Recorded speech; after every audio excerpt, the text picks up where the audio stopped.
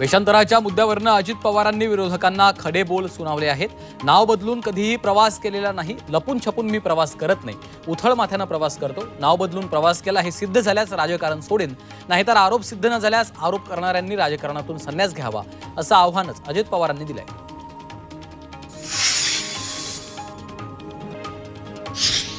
उपमुख्यमंत्री अजित पवारांनी महायुतीमधल्या जागा वाटपाबाबत महत्त्वाचं विधान केलं.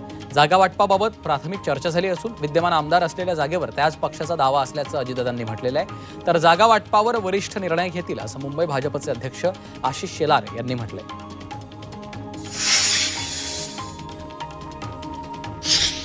पुण्यात राज ठाकरे यांनी केलेल्या टीकेला अजित पवारांनी प्रत्युत्तर दिलं. प्रत्येकाने बोलताना तारतम्य ठेवून बोलावं असा इशाराच अजित पवारांनी दिलाय. भडकपणे वक्तव्य करणाऱ्या वाचाळवीरांची संख्या वाढल्याचा चिमटा देखील अजित पवारांनी राज ठाकरेंना काढलाय.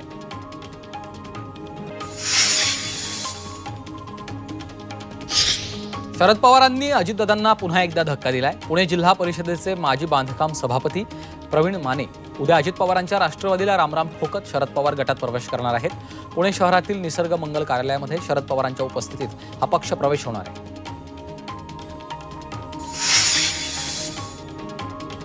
मुख्यमंत्र्यांना राखी बांधत महिलांनी आपल्या भावना व्यक्त केल्यात. मुख्यमंत्री एकनाथ शिंदे संभाजीनगर विमानतळाच्या बाहेर आले त्यावेळी महिलांनी मुख्यमंत्र्यांना राखी बांधून लाडकी बहीण योजनेबाबत आभार व्यक्त केले.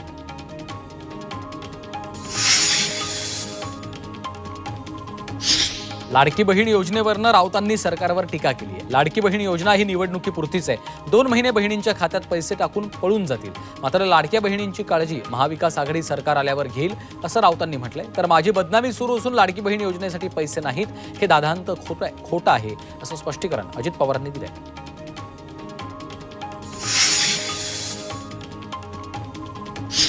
मनसे अध्यक्ष राज ठाकरे उद्या मुख्यमंत्र्यांची भेट घेणार आहेत. मुंबईमधल्या वरळीतील नागरिकांच्या समस्या त्या मुख्यमंत्र्यांसोबत समोर मांडणार आहेत. तसंच आगामी विधानसभा निवडणुकीच्या संदर्भातही दोघांमध्ये यावेळी चर्चा होण्याची शक्यता आहे.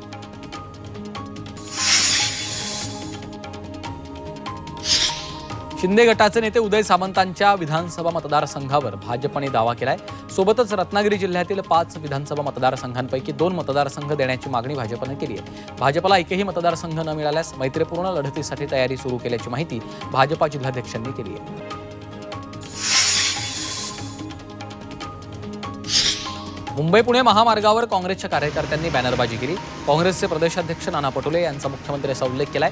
उद्धव ठाकरे पुणे दौऱ्यावर आहेत. याच मार्गावर ही बॅनरबाजी करण्यात आली आहे. या निमित्तानं महाविकास आघाडीतल्या मुख्यमंत्री पदाची रस्सीखेच पाहायला मिळते.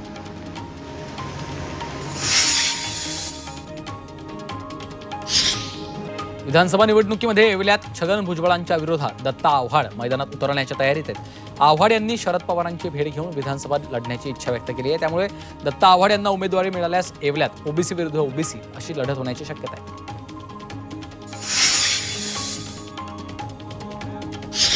संभाजीनगरमधील आदर्श बँक घोटाळ्यासंदर्भात माजी खासदार इम्तियाज जलील यांनी मुख्यमंत्री शिंदेंची भेट घेतली. संचालकांची प्रॉपर्टी सील करून पैसे देण्याचे आदेश दिल्याची माहिती जलील यांनी दिली आहे. तर सोमवारपासून खातेदारांना रक्कम देण्यास सुरुवात न केल्यास मोठं आंदोलन उभं करू असा इशारा देखील जलील यांनी दिला.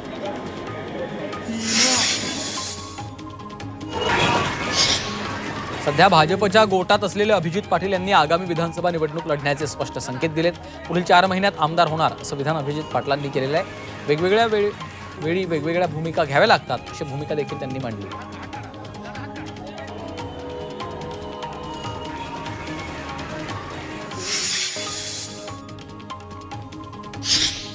वादग्रस्त माजी ट्रेनी IAS अधिकारी पूजा खेडेकरची आई मनोरमा खेडेकर यांना जामीन मंजूर झालेला आहे. पुण्यातल्या कोर्टानं त्यांना जामीन मंजूर केला आहे. मुळशीमधील शेतकऱ्याला बंदूक दाखवल्याप्रकरणी मनोरमा खेडेकर यांना अटक करण्यात आली होती. आता या प्रकरणात कोर्टानं त्यांना जामीन मंजूर केला आहे.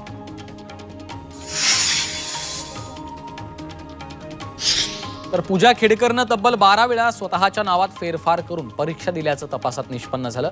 IAS होण्यासाठी पूजा खेडेकर आणि तिच्या आईवडिलांनी वेगवेगळी नावं धारण केल्याचं UPSCच्या चौकशीतून समोर आलेलं आहे. पूजा खेडेकरच्या अटकपूर्व जामीन अर्जाला विरोध करताना दिल्ली पोलिसांनी ही माहिती न्यायालयात दिली आहे.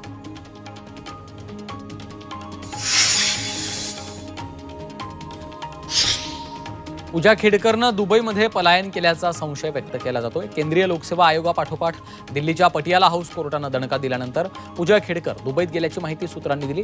बोगस प्रमाणपत्रांच्या आधारे IAS दर्जा मिळवल्याचा ठपका तिच्यावर आहे। गेल्या 10 दिवसांपासून पूजा खेडकर नॉट रिचेबल आहे।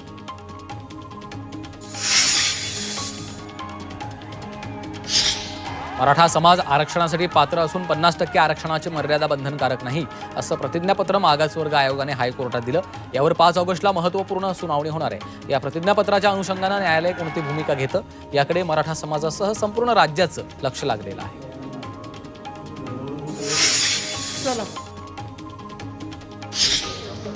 जरांगे पाटलांनी विधानसभा निवडणुकीसाठी दंड थोपटलेले आहेत।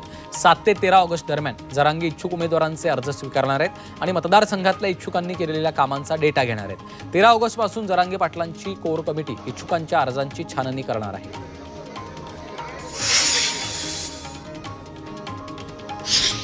मनोज जरांगे पाटलांनी सर्वच ठिकाणी उमेदवार उभे करावेत असा खोचक सल्ला छगन भुजबळांनी मनोज जरांगेंना दिला।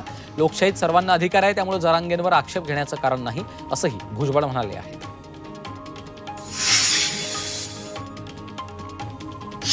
जरांगे विधानसभा लढवणार नाहीत असं वक्तव्य शेकापचे माजी आमदार जयंत पाटलांनी केलं।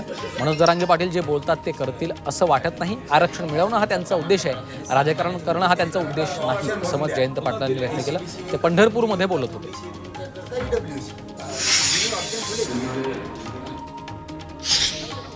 मनोज जरांगे पाटलांचं अटक वॉरंट कोर्टानं रद्द केलंय। जरांगेंनी स्वतः उपस्थित राहून हमी दिल्यामुळे वॉरंट रद्द केलंय। नाट्य निर्मात्याच्या फसवणुकी प्रकरणी हे अटक वॉरंट होतं।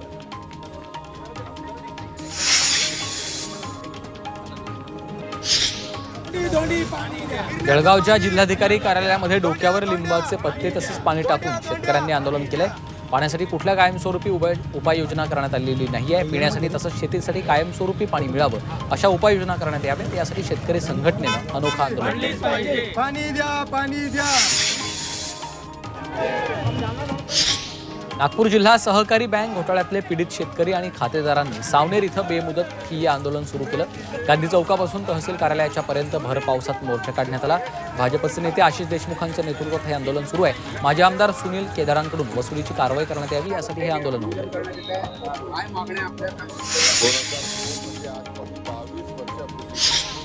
राज्यभरातील 6 पशुवैद्यकीय महाविद्यालयामधील 4000 विद्यार्थी कालपासून बेमुदत संपावर गेले। सरकार खासगी महाविद्यालयांना परवानगी देऊन शिक्षणाचं खासगीकरण करत असल्याचा आरोप विद्यार्थ्यांनी केलाय।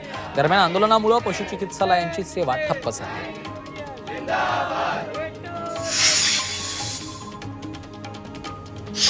उरण आणि मुंबईमध्ये झालेल्या 2 हत्यांच्या निषेधार्थ विश्व हिंदू परिषद आणि बजरंग दलाच्या वतीनं आंदोलन करण्यात आलं।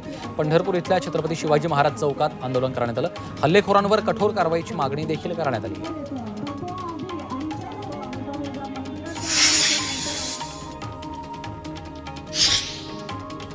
2000च्या 7409 कोटी मूल्याच्या नोटा अजूनही परत आलेल्या नाहीयेत अशी माहिती रिझर्व्ह बँकेने दिली आहे।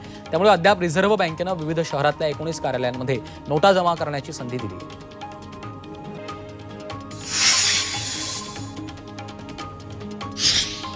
नीट UG परीक्षा पुन्हा घेण्याची मागणी सुप्रीम कोर्टानं फेटाळली आहे। संपूर्ण परीक्षा पद्धतीत बिघाड नाहीये। पेपर फुटी प्रकरण फक्त पाटणा आणि हजारीबाग पुरतच मर्यादित होतं। परीक्षेमध्ये व्यापक प्रमाणावर पेपर फुटी झाली नाही असं निरीक्षणही कोर्टाने नोंदवलंय।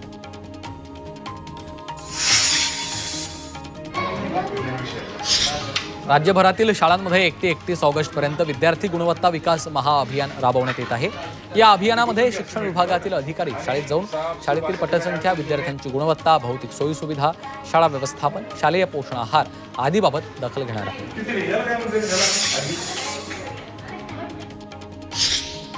भंडाऱ्याच्या पुनर्वसित सालेबर्डी गावातील विद्यार्थ्यांची शैक्षणिक हेळसांड होते। शाळेला प्रशासकीय मान्यता नसल्यानं इथे शिक्षकच उपलब्ध नाहीयेत। एका प्रभारी शिक्षिकेवर 40 विद्यार्थ्यांना शिकवण्याची वेळ आलेली आहे। या प्रकरणी झेडपीच्या CEOंना निवेदन देऊनही आश्वासनाव्यतिरिक्त काहीच झालेलं नाही।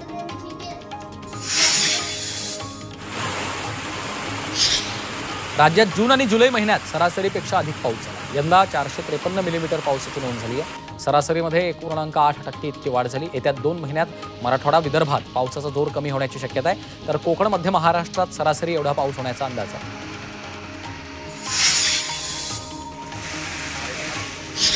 2 दिवसांच्या विश्रांतीनंतर पुण्याच्या इंदापूर शहरासह तालुक्यात रिमझिम पावसाने हजेरी लावली। यामुळे हवेत गारवा निर्माण झाला। पावसामुळे शेतकरी वर्गाला देखील मोठा दिलासा मिळाला।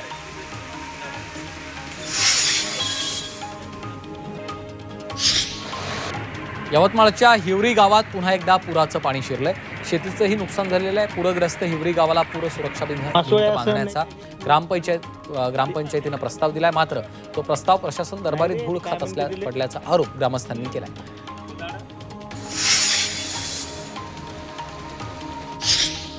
परभणीमध्ये वादळी वाऱ्यासह मुसळधार पावसामुळे सोयाबीनसह कपाशीच्या पिकांचं मोठं नुकसान झालं। त्यामुळे नुकसानीचा पंचनामा करून नुकसान भरपाई देण्याची मागणी शेतकऱ्यांनी केली।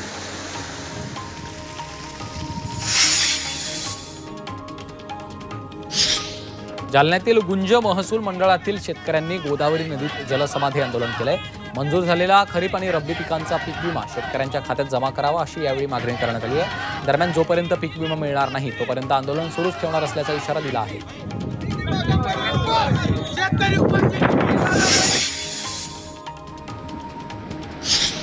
पवना धरणातून 1800 क्युसेकनं विसर्ग सुरू करण्यात आला। पावसाची संततधार सुरूच असल्यानं पवना धरणाच्या पाणीसाठ्यात झपाट्याने वाढ होते। पवना धरणाचा पाणीसाठा 91% झालाय। नदीकाठच्या गावांना सतर्कतेचा इशारा देण्यात आला आहे।